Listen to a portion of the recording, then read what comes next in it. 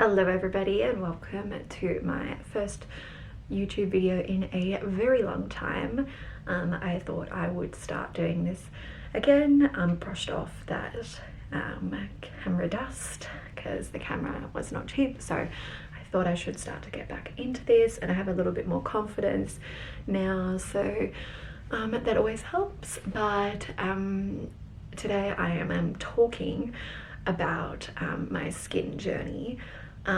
This includes my acne and my keloid scars. So basically, I'll start with my acne first. So when I was in maybe grade 9 or 10, I started to get my first bit of acne, and I was really bullied in school about having acne, which kind of sucks because, and it's a bit ridiculous because everybody gets acne, and I think that it really should be normalized because we all go through puberty and lots of things change in the human body, and including our skin. So just one of the things that changed more for me, it was my skin. So normalizing getting acne, I think it needs to be shouted from the rooftops, because everybody gets it and it really sucks, and it's really discouraging if you bag someone out that has acne because they can't help it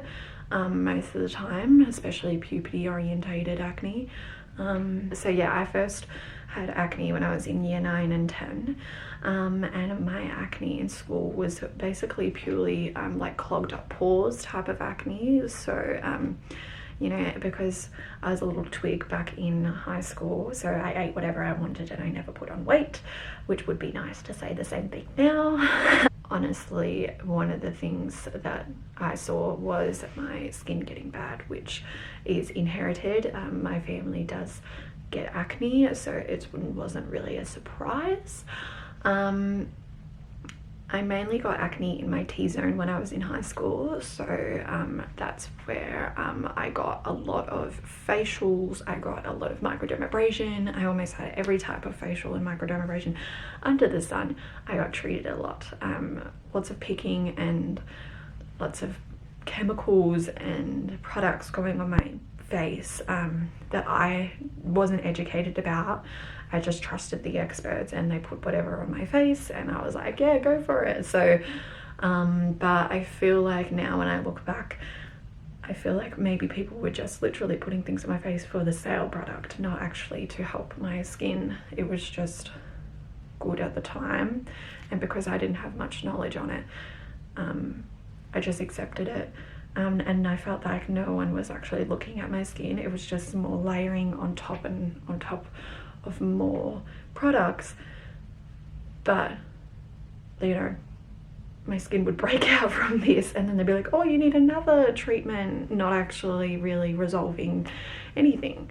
So, you know, and don't get me wrong, lots of people when they get these treatments, their skin will clear up and that's great for them, but for me it was not the case. It probably made it worse. And then so in year 11 I went on the pill to help it. Not only that, but I also had really bad period pain, so I went on the pill for that, and it didn't necessarily help my acne that much.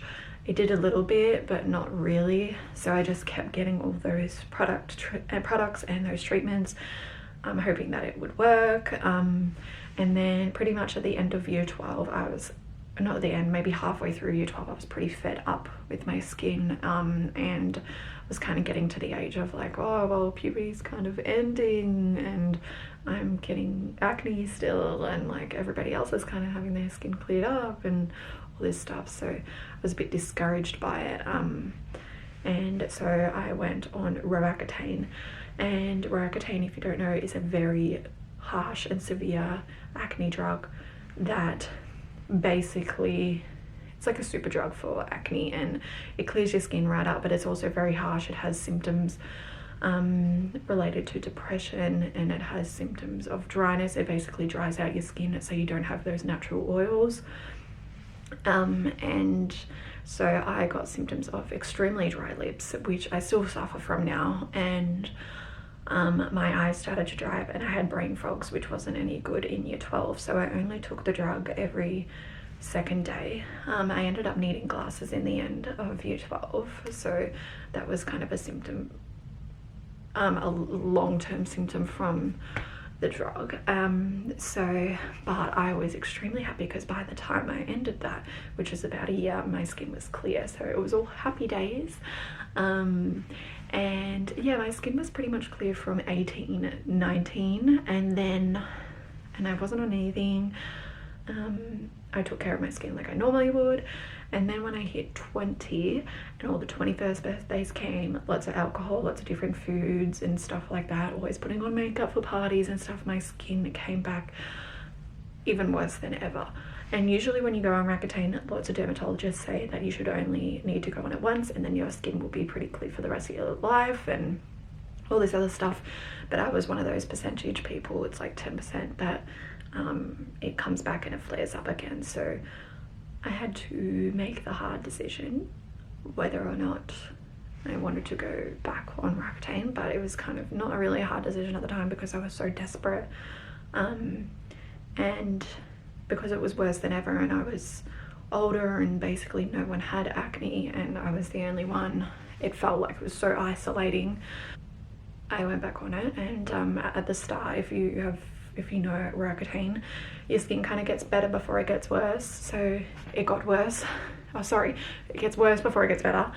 So it got worse, and that was really mentally draining. It was really mentally hard, and I got a bit down about it, and I was down for a very long time, and I went through phases where you know, I would put sheets over my mirrors in my room because I was so discouraged about seeing myself, and I would cry all the time. And there's bigger problems in the world now that I realized, but it was so disheartening, and I thought everybody was looking at me and everyone was looking at my imperfections. And I guess that's kind of, with social media and stuff, it's the world that we live in, that everyone on Instagram and everyone on social media is so perfect and they have perfect skin. And then I thought, why don't I? Why me? Why this? Why that? So I would hate to look at myself in the mirror, which was so sad because, you know, it's just acne and it will go away, it will pass, it is not permanent, it can be fixed. But yeah, so when I started back on Roaccutane, eventually when it kicked in, I got better with my skin, and then I was happy again, which is, I look back now and it's a little bit sad that the only way that I could really be happy was with me on that drug and having clear skin, which I really don't encourage. But yeah, it was all clear up, and it was not until this year in, I'm gonna say March that I decided to go off it early. I was like, that's it, I'm not going on this drug anymore. It has long-term effects if you're on it. You can have liver problems, you can have, you know, it's the depression side of it. It's very, I didn't want to be on it anymore. So I went off it, and then I was on the hunt for a really good dermal clinician, and I was pretty lucky to have found Trish at My Skin and Body, which is local to me, which is even better. Trish has literally changed my skin. She is awesome. She put me on the right path, and she encouraged me that, you know, you don't need a harsh drug like that to take care of your skin. She put me on the DMK range, which I highly suggest for a lot of people. It is awesome. It is so good. And Trish herself, she has educated me so much about skin needs, acne needs and stuff like that. Especially she could relate because she'd been through something similar, so it was having that personal connection as well. And she's so trusting. So now we've got a plan up. I'm getting enzyme treatments, then I'm going to get skin needling for my scarring.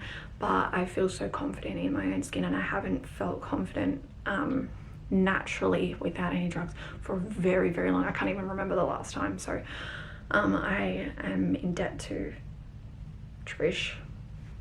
She is awesome. So I'll leave their website at the bottom, or you can follow them, My Skin and Body Clinic. They are great. Trish is awesome. I cannot praise her enough. get onto them and get onto the DMK range because it is really, really, really good. I think one thing that she's also educated me a lot about is gut health. Gut health is so important. So it's not just about what you put on top of your face, it's also about what comes inside. That's what brings acne out, is what's happening inside. So you need to take care of what is inside first. Usually something that's happening internally. For me, my acne now, because I usually get most of my acne on my chin, that's hormonal, so I need to take care of my insides. Also, another thing is pH levels. You always want to try and make your pH levels in alkaline. So there is pH strips that you can get, and they test what your pH is for your body, and you want to try and make it alkaline. So, as well as, massive thing for me is stress, which I think a lot of people can relate to. Stress is a huge factor, and when you are stressed, it releases a hormone that can only be excreted really through sweat or through your pores. And your skin is an excretory gland, so it's going to excrete anything. So it excretes it through your skin. So that's why when you stress, you might break out. So try not to stress. I suggest meditation. It's very good. And just going for walks. I think fresh air. Don't put on as much makeup. Omega-3, 6, and 9 tablets. Also awesome. Get onto them. Your body doesn't naturally produce fish oils, so you need to ingest them. And sunscreen your face. Oh my god, I am naturally extremely pale and I have to sunscreen anyway, but sunscreening your face, this is not for acne, but it's for just health of your skin. You have to sunscreen your face if you want your skin to be beautiful for a very long time without any cosmetic or treatments on your face. So I suggest it, and that's the one thing I will take away, is that. Okay, so that's my acne journey. If you have any questions, please ask in the comments below. So my keloid journey. So if you don't know what a keloid is, it's an overproduction of the scarring tissue on your skin. It is usually a genetically predisposed, wow, English, speech pathologist in the making. It is usually genetically inherited, but no one in my family has it at the moment, so I'm kind of the first line. It is probably not a well-known enough skin condition. It's not terrible, but it doesn't look great. I first got my first keloids on my shoulders when I was 18. It's usually because scar tissue, as I said, from trauma to an area. So I didn't actually have any accidents or anything on my shoulder, but I'm guessing it's because of dancing, because we're always rolling on our back and stuff like that. So I guessed it might have been from that. Not a big issue, but they do look like little pimples type of thing, but they never had a pus. So when I was 18, I wasn't really sure, and I just thought they would go away, and then they didn't. So yeah, obviously I started picking at them. But yeah, then I went to a dermatologist and I started with silicone sheets, and I hated wearing the silicone sheets. So then and I hear a lot of people also get cryotherapy, which might work as well. Everybody's different, but I get cortisone shots every 3 months. So the shots, I see a dermatologist in Werribee, and they do the shots in my back, which are not fun. But some people get them removed. But the thing about getting a scar removed is it might produce more scars. So the option is not really there. You take the risk if you want to remove them, because when it scars, the possibility of it coming back and having an even bigger keloid is pretty big. So but my main message about keloids is, you know, and now I also have one on my chest here, but it's very little, so I don't get that one treated because I don't want to stuff around with it a little bit. But the ones on my shoulder, I get them treated, and instead of being a raised bump, they're kind of indented in my skin, but they look much better than they used to, so I'm pretty blessed with that. You know, and it's not the worst thing in the world. But I think the most important thing about keloids for me is educating people on what they're about, because I've been told, you know, oh my god, is that a pimple, is that a wart, do you have chicken pox? Like, when people see it, it's not well known. So I think that raising awareness for keloid, people with keloid scars, is a big thing for me. And I think it needs to be more promoted that it's normal as well, and it's not gross, and literally it's just a bump on your back or on your face or on, you know, it happens a lot of the time. Keloid scars usually appear from your breasts up, so I can't get any more piercings on my ears because they're a very prevalent place as well. But yeah, keloid doesn't define how beautiful you are, and I learned that you know, because I used to get really upset about it as well. But it is not the end of the world, and if you like this video, please give it a thumbs up. I want to do more of these sorts of stuff. I don't know what I'm going to do yet, but I will figure it out. And if you do have ideas, please leave it in the comments below. But yeah, glad to be back in a way, so see you in my next video.